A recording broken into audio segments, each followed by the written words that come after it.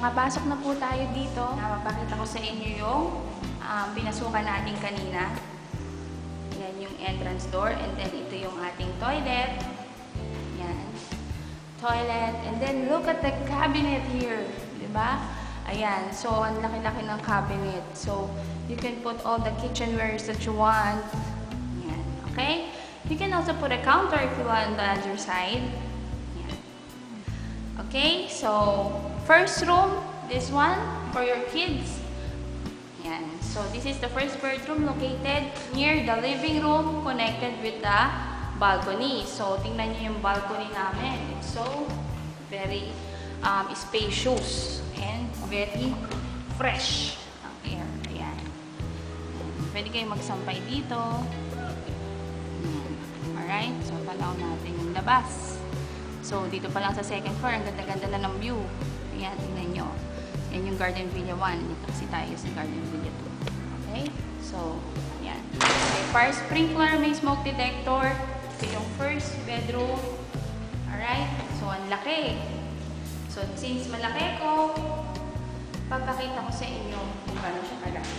So, the same with the other units, kung meron siya fire sprinkler, water sprinkler, smoke detector, connected na all the electricity, abang na lang, activation na lang, tapos meron siya windows, ayan. Okay?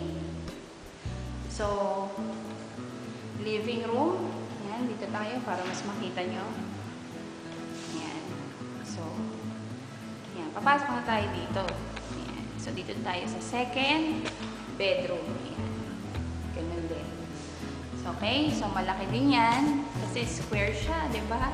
So, pag square, mas madaling maglagay ng lahat. Okay? So, ganun pa rin. May water sprinkler, may smoke detector, nakaabang yung mga button natin for electricity, mga saksakan na dyan. Pero yung ceramic floor tiles na dark brown naman. Kung sa labas is brown lang, ito dark, medyo black na nga eh. Pero sa personal po, may dark brown siya. Okay? So, ito yung 3, yung ating master's bedroom. So, exclusively, kayo lang yan. Nasa dulo kayo kasi nga, master's bedroom, you have your own privacy. Okay? So, ito yung...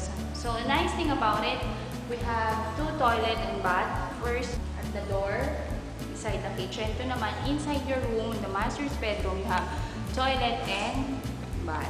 Ayan. Alright, have 2 windows here. If you luckily have your place in the corner, yan, fire sprinklers, smoke detector, nandyan. Yan. So, ganyan. Ang laki-laki. Iba po talaga pag sa personal.